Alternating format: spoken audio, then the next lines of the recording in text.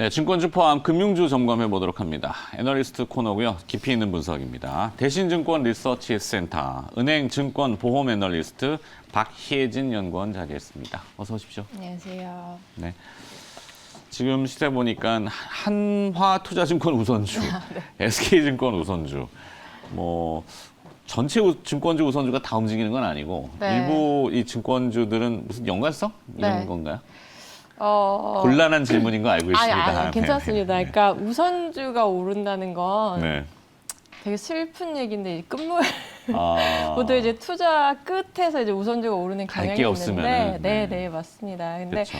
뭐 그런 건 아닐 거예요. 왜냐하면 그렇죠. 전체적인 우선주가 지금 오르는 형태는 아닌 거고, 뭐 유안타 우선주도 지금 굉장히 뭐 그렇고 뭐 네. 그런 것들이 많이 오르고 보통 있는데. 이제 구주, 본주하고의 괴리율을 일반적으로는 한 그 우선주가 70%까지 의결권이 네, 없으니까 맞습니다. 그렇게들 네. 도식을 하던데 맞습니다. 정량화시킨 거는 사실 아니죠.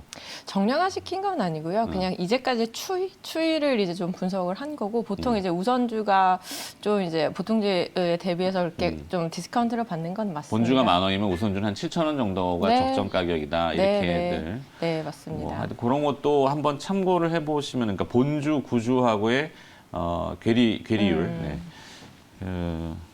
무슨 연관성 이러는데 한화투자증권은 아마 코인 관련 얘기인 것 같고 SK증권은 혹시? 네, 그 SK증권은 뭐 딱히 이슈가 있는 건 아닌 아니에요? 것 같아요. 근데 다만 그냥 추정컨대 이제 최근에 이제 뭐 우리금융지주가 증권사 인수 관련해가지고 뭐 네. 얘기들이 많이 나오는데 뭐 그런 이슈 우리 영향이 종금도 조금 네, 움직이고 맞습니다. 하고. 네, 맞습니다. 그래서 지금 어쨌든 우리금융지주가 증권사, 그러니까 우리 종금을 가지고는 있지만 이게 종금사이기 때문에 증권사를 지금 굉장히 많이 키워야 되는 숙제가 있거든요. 네. 그래서 관련해서 이제 뭐 그런 루머가 있다. 어제 뭐 보도도 나오긴 했는데 네. 그게 이제 뭐 사실은 딱 집어서 SK증권이라는 건 절대 아니고요. 그렇죠.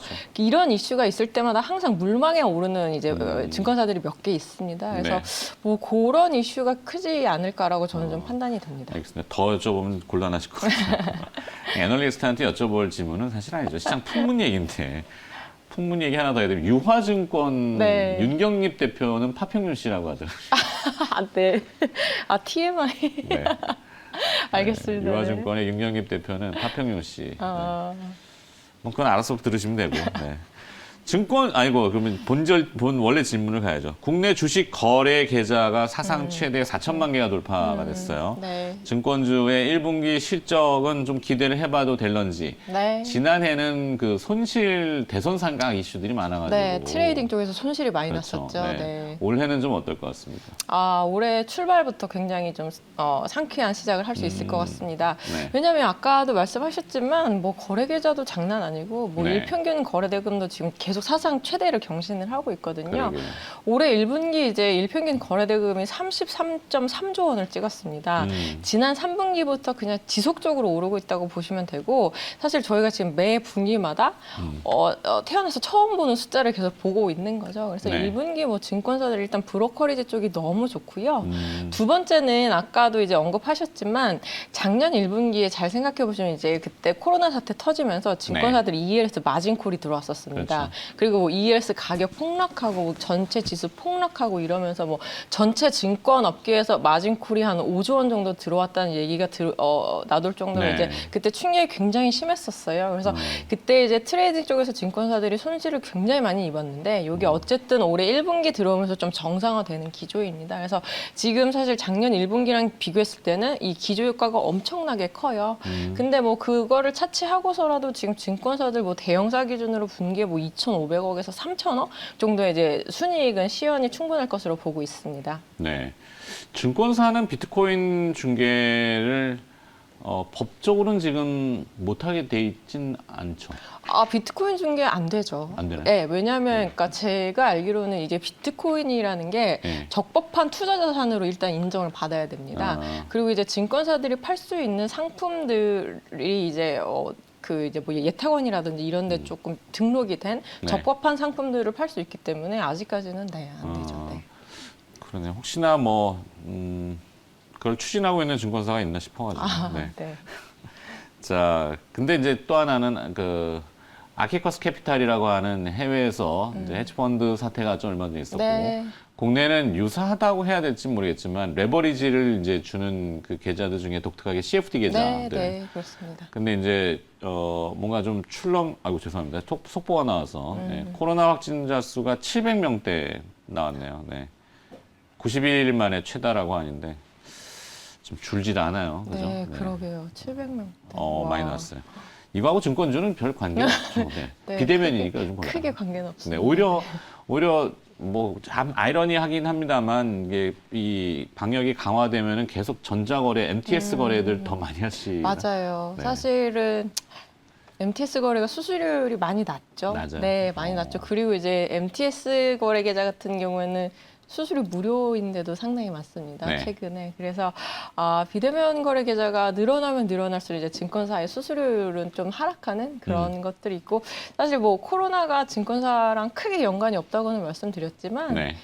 그렇진 않죠. 왜냐하면 이제 IB 같은 것들 해외 투자 한때 활발하게 했었었는데 네. 최근에 이제 해외 투자를 못 하니까 그쪽이 조금 위축되는 그런 것도 좀 있습니다. 그럼 어찌됐건 그 증권 업종이 호시적 뭐 일단 실적이 나와봐야 되겠지만 대충 현재 추이로 봤을 때는 그렇게 뭐 크게 이게 상처를 받는 건 아닌 것 같고 그러면 최선호주라고 해야 될까요? 증권 업종 네. 내에서 네. 어떤 기업을 좀 보고 계시는지. 그러니까 저는 이제 작년부터 좀 일관성 있는 뷰를 제시를 해드리고 있는데 네. 거래 대금이 너무 좋습니다. 근데 이 거래 대금은 사실 있다가 없는 거거든요. 없다가도 있을 수 있는 거고. 그래서 항상 거래 대금을 좀 제외하고 펀더멘탈을 강한 회사를 보자 이런 입장인데 네. 그런 의미에서 지금 한국금융지주를 최선호주로 한국금융지주. 제시를 해드리고 있습니다. 네.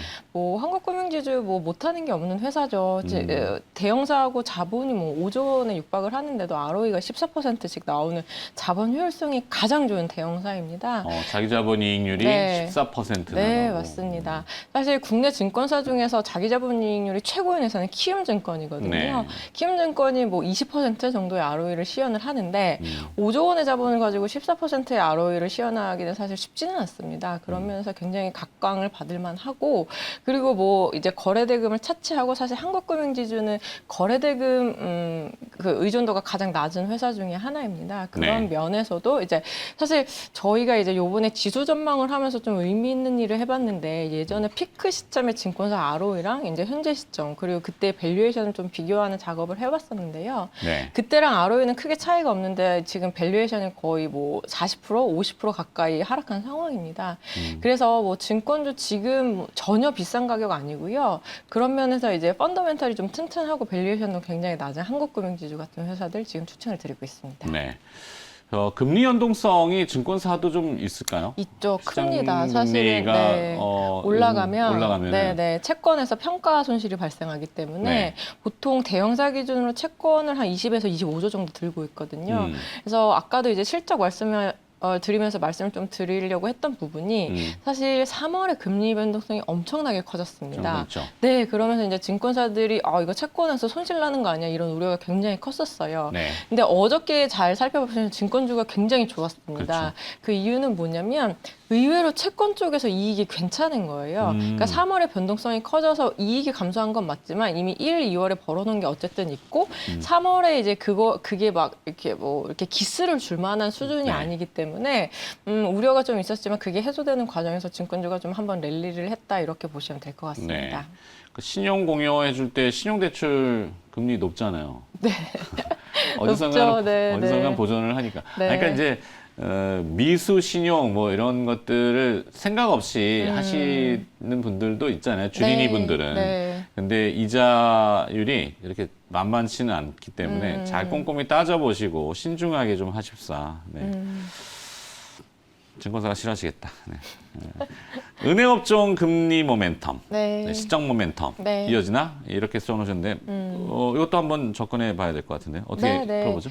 최근에 이제 사실 좀 금융주 내에서 약간 주인공이었습니다. 네, 은행주가 그렇죠. 주인공이었고요. 최근에 한 뭐 30% 정도 올랐는데, 근데 이제 최근에 이슈는 그거예요. 은행주가 좋은 건 다 알아요. 은행들이 이제 금리가 상승하면서 NIM이 개선이 되고, 네. 드디어 탑라인이 열리면서 이럴 때 보통 은행주가 가고 가거든요. 그렇죠. 근데 이거 이제 다 반영한 거 아니야? 이제 많이 올라온 거 아니야? 뭐 이런 식으로 많이들 여쭤보시는데 지금 전혀 그런 상황 아니고요.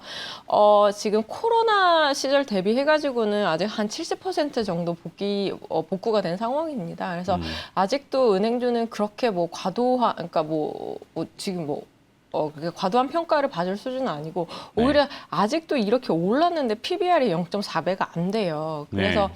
지금 접근해도 저는 뭐 충분히 가능하다고 보고 있고 뭐 사실 저희가 그렇게 보고 있습니다. 올해도 NIM이 개선이 되지만 이제 2022년 그리고 2023년에 본격적으로 금리 인상이 이루어질 것 같습니다. 그럼 어쨌든 금리의 이 상방은 열려 있는 거거든요. 그렇게 되면 올해보다 사실 내년에 NIM이 개선될 가능성이 좀 더 크게 됩니다. 근데 이제 작년을 생각을 해보시면 작년에 이제 코로나 지원 여신이라든지 네. 사모펀드 관련 이슈로 은행들이 충당금을 많이 쌓았습니다.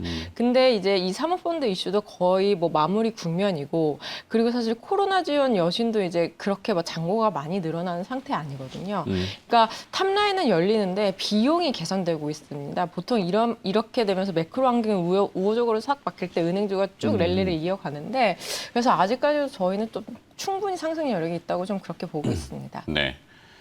은행주의 고유 영업은 이제 여수신 업무가 이제 일반적인 상업은행들이잖아요. 네. 잘 알고 있는 뭐 대출과 그다음에 예금 그 예금은 이제 예전에 보면 지점장분들도 막 어디 기관 가서 이제 예금 유치하고 네. 대출도 이제 하고. 네. 근데 요즘 대출 상품 중에 독특한 상품들이 있더라고요. 전세 대출인데 네. 전세 대출은 예전에는 집주인의 계약서를 쓰면 집주인한테 성공을 해줬거든요. 네네네. 요즘은 안 네. 그래요. 은행이 왜 그럼- 그런지 모르겠는데 네네. 이 대출권자한테 네. 통장으로 보내주고 네. 그러면 집주인하고 계약한 만큼만 주고 네. 나머지는 네. 주식 투자 안 됩니다. 아, 몰랐죠? 예. 네, 이건 제가 알고 있는. 저는 집주인한테 바로 가더라고요. 그래요? 네. 네. 저는 그래서 다시 몰랐는데. 갱신하면은 이렇게 그렇구나. 그 잉여 자금이 네, 남는 네, 거를 네. 주식 투자라든지 이런 네. 투자 활용도로 많이 쓰시는 그 젊은 층들이 많아요. 그러실 수 있겠네요. 네, 그래서 네. 은행들이 그런 상품들을 만드는 것 자체가 어떤 꼼수는 아닐까 싶긴 한데 하여튼 네, 그렇습니다. 네. 네, 그래서 여신 업무에서 요즘 상당히 호황을 구가하고 있는 게 은행주다. 은행주 좋게 봅니다, 저도. 자, 그럼 탑픽을 봐야 되겠죠. 은행주 네. 1분기 실적 전망하고 최선화주 정리해보면은. 은행은 이제 어쨌든 지금 금리 플레이잖아요. 네. 이럴 때는 사실 금리에 민감한 그러니까 종목을 사시는 게 맞습니다. 그러니까 금리에 민감한 종목이라는 게 뭐냐면 비은행 계열사 비중이 작은 회사들이에요. 이게 이제 지방은행이랑 뭐 우리금융주주, 하나금융주주 같은 이런 회사들일 텐데 사실 제 뷰는 조금 다릅니다. 네. 제가 생각했을 때 어쨌든 지금 경기 개선을 동반한 금리 상승이고 매크로 환경이 우호적으로 바뀌고 있기 때문에 이럴 때는 무조건 업종 주도주가 간다고 저는 좀 보고 있어요. 네. 그래서 일단 KB금융을 최선호주로 제시를 해드리고 KB금융? 있습니다. 네, KB금융은 뭐 2016년도에도 그때 대장주였고 네. 그때 이후로 뭐 이제 뭐 계속 그 명성을 유지를 하고 있는데 이번에도 역시나 대장주예요. 그래서 KB금융이 사실은 이제 밸류에이션도 많이 올라왔고 주가도 실제로 많이 올랐습니다. 근데 전혀 전 부담스러운 영역이라고 보고 있지 않고 그 다음에는 이제 하나금융 지주가 또 차선호주, 그러니까 네. 두 번째 아웃퍼포머로 지금 주가도 굉장히 잘 가고 있는 형국인데 뭐 하나금융지주 같은 회사는 옛날에 이런 별명이 있었어요. 충당금 맛집이라는 별명이 있었습니다. 충당금 맛집. 네, 왜 왜냐하면 그렇죠? 무슨 이슈만 터지면 모든 충당금이 다, 그러니까 익스포저가 네. 하나은행이 다 보유를 하고 있었어요. 그래서 그때마다 항상 이제 대손 비용을 굉장히 많이 적립해야 되는 그런 좀 아픔이 있었는데 그렇죠. 하나금융지주가 한 3, 4년 새에 체질 개선을 굉장히 많이 했습니다.